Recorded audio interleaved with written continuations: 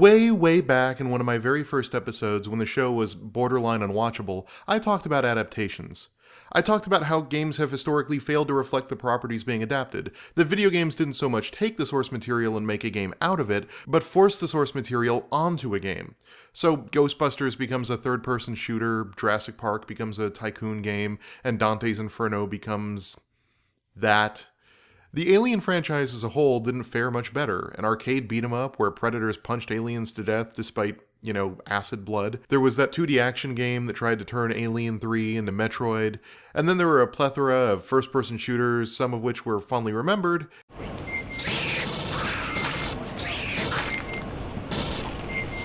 And some that are not so much.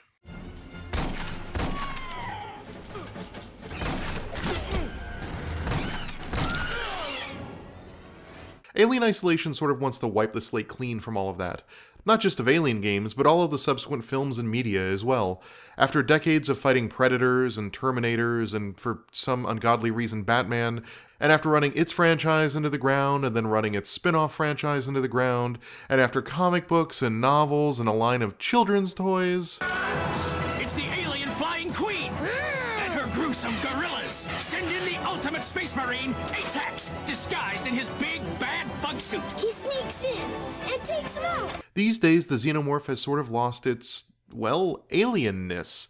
It's no longer a foreign and unknown entity. It's an established slasher monster to some and a nostalgic action movie grunt for the rest. In ignoring the myriad of media released in the 35 years since Alien Isolation seems to want to reach back into the franchise's roots and make the xenomorph something to be afraid of again.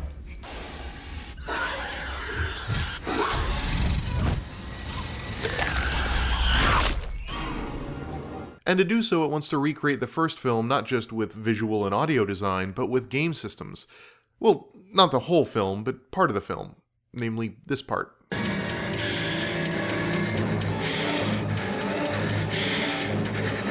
Or maybe this part.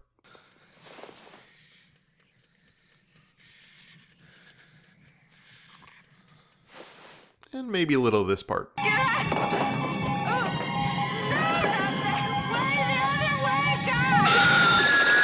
All three scenes form the basis of the two DLC missions that take place during Alien, but more than that, those scenes capture the tone and experience that Creative Assembly aimed to systemize.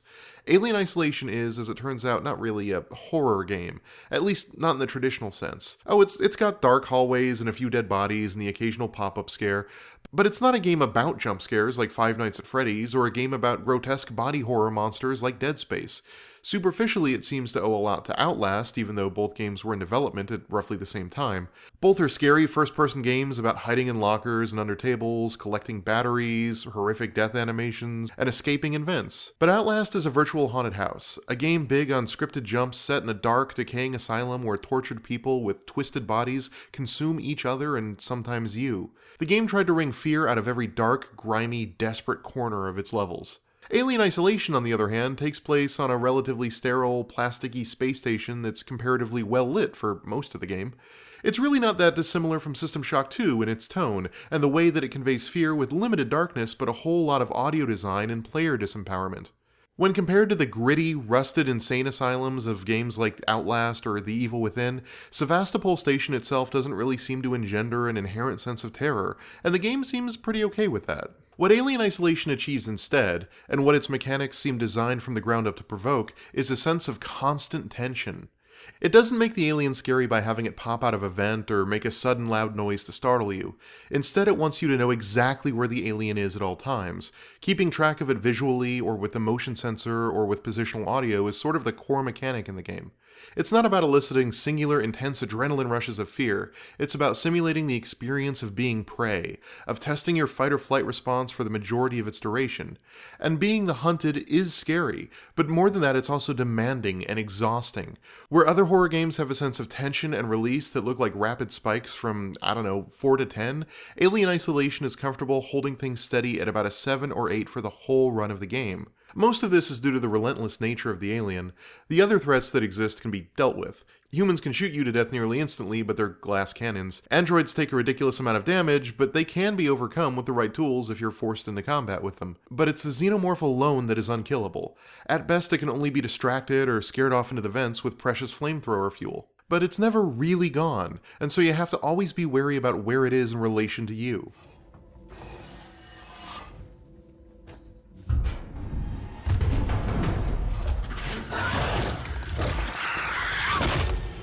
And this procedurally generated pursuit is the game's crowning achievement, a cat-and-mouse game that doesn't just feel like a series of preset encounters, but scurrying away from an unpredictable and deadly foe that makes each run through a level feel a bit different as the alien cuts off different corridors at different times.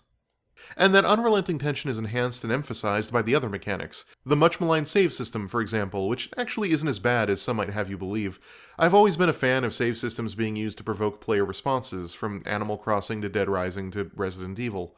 And Alien Isolations is pretty tame compared to some of those. The save points actually really aren't that far apart, typically no more than 2 or 3 minutes of sneaking between them. But they are usually out of the way, and you often have to break from your beeline to the mission objective to find them in a game that really doesn't encourage exploration otherwise. This makes saving a choice you have to commit to, a constant cost-benefit analysis you run in your head as you juggle preserving mission progress with achieving the next objective, or even simply staying alive. Even the act of saving itself is a risk versus reward choice. You have to stand straight up for 3 seconds, making you a tempting target for any of the station's inhabitants. It also warns you if enemies are close, but it doesn't stop you. You decide how much you want to risk standing up and saving next to what could be an alien, an android, or an armed human.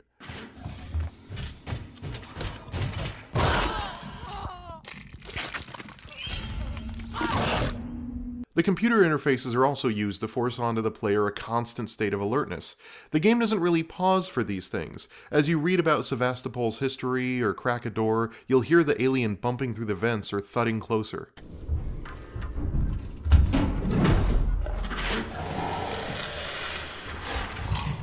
And the game has an astounding number of hacking minigames and door latches to figure out. It's an attempt to get you to effectively fumble for your keys at the front door as the alien closes in.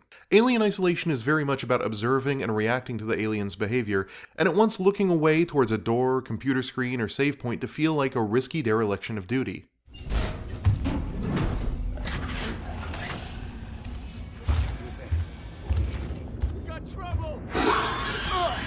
The game reiterates in its loading screen tips that hiding is only ever a temporary solution, but that's something of a half-truth. You often can hide indefinitely in lockers if you're underneath a certain threshold of awareness with the alien. You just won't make any progress. So players do need to keep moving, if only because the alternative is to not play the game. But the alien is also attracted to what it hears, even more than what it sees. It's easy enough to crawl under a desk to avoid its line of sight, but footsteps or, God forbid, a gunshot will cause the Xeno to come running.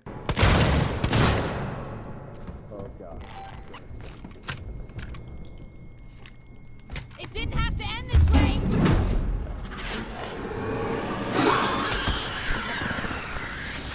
Jesus!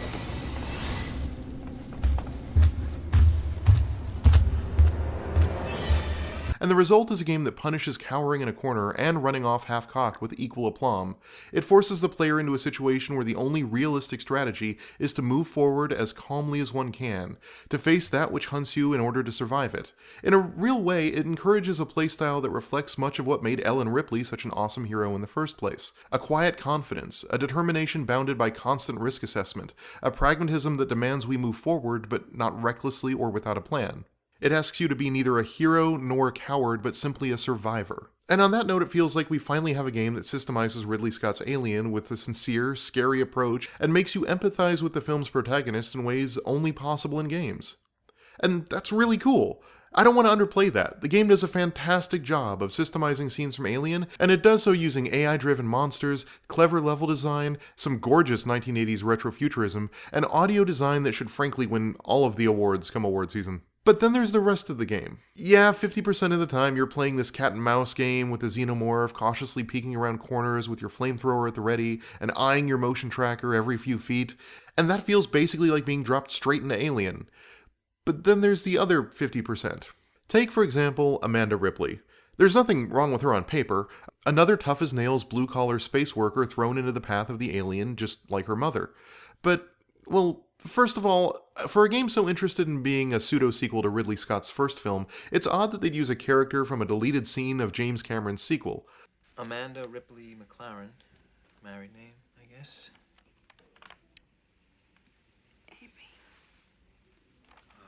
But what's really frustrating isn't that they peeked outside of one film's canon, but that they don't really know what to do with the character.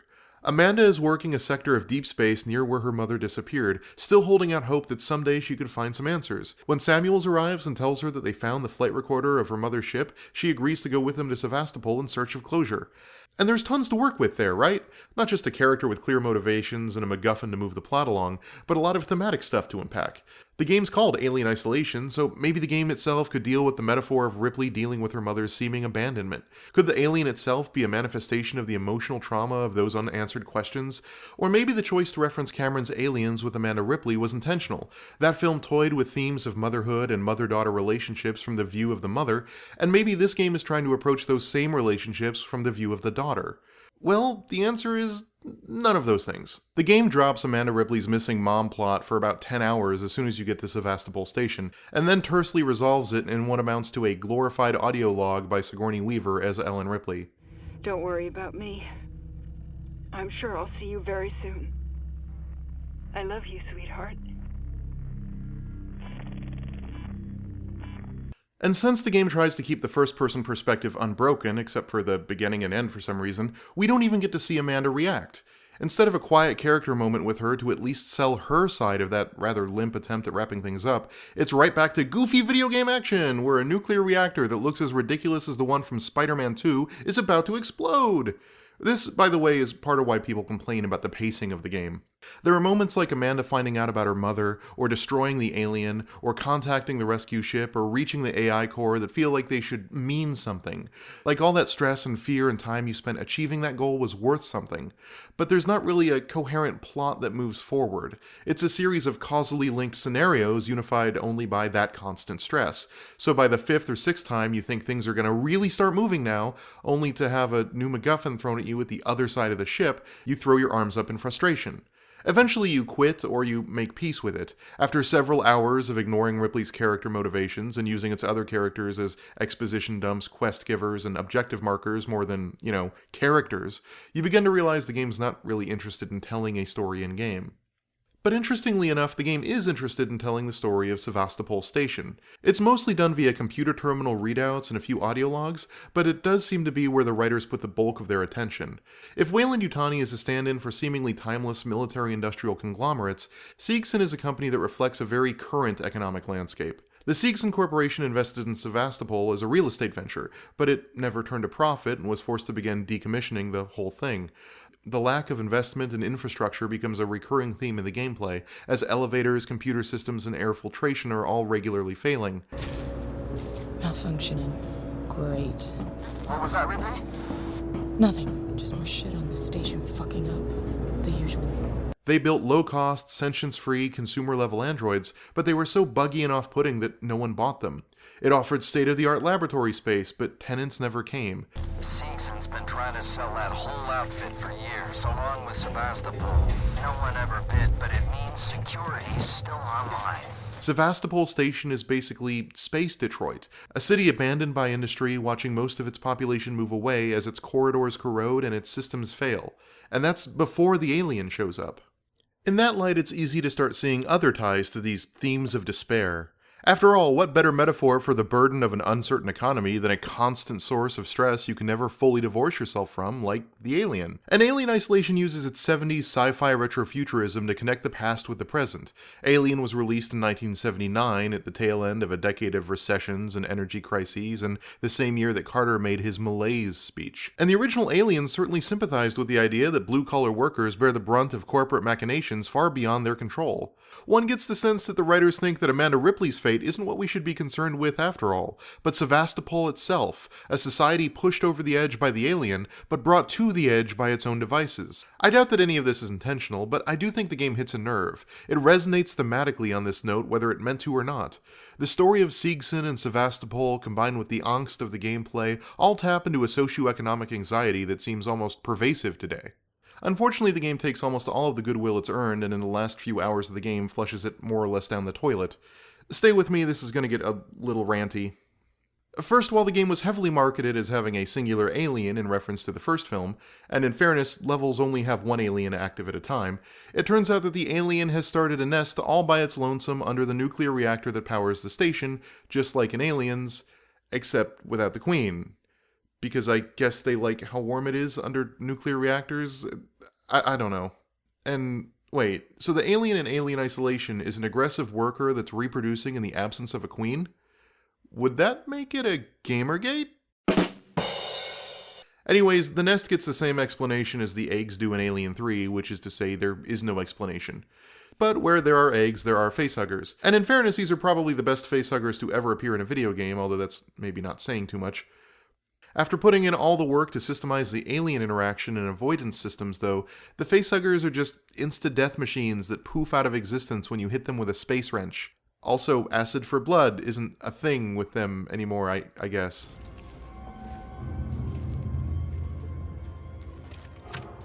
But the facehuggers and the plot holes aren't even the real problem here. Basically, this is one of those games that couldn't figure out how to finish big with its core mechanic set. So to get that epic, heart-pounding finish that people apparently demand games have, they throw their mechanic set completely out the window.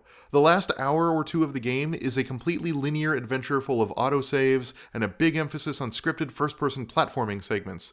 Because if there's one thing that reminds me of Ridley Scott's classic film Alien, it's dangerous elevators and mad, out-of-control subway cars.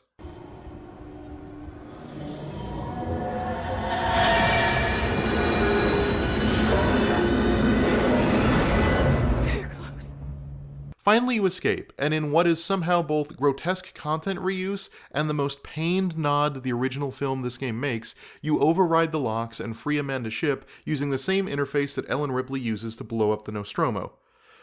I'm going to assume this causes Seegson a lot of lawsuits. This being an entry into the Alien franchise, you know the life raft at the end isn't safe, so of course we get our last little scare. And now, after 15 or more hours of gameplay, we get our closure.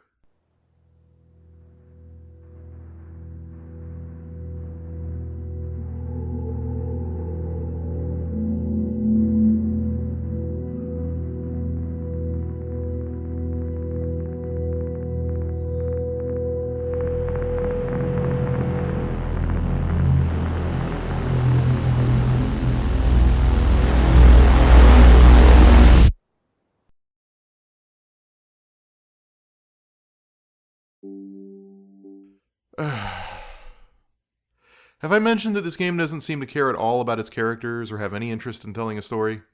Alien Isolation has no idea how to end itself, it has no idea how to pace itself, and it has no idea how to structure itself. It was indifferent to its characters, even as it put tremendous amounts of love into its setting and its monster. And yet, I can't deny that I really enjoyed playing it, that I adore its ambitions, and that it caused me, however briefly, to become introspective, which isn't easy for a big-budget game to do. Alien Isolation has a fascination with the interplay between anxiety, stress, and fear, and the driver of those emotions through much of the game is the singular alien. And while in some sense the alien is scary throughout the game, after a while you learn to predict its movements, distract it, and otherwise survive it. You learn how to deal. The creature goes from being deeply terrifying just to glimpse it, to being one more thing on a checklist to observe before moving between rooms, even if it can still surprise and upset you.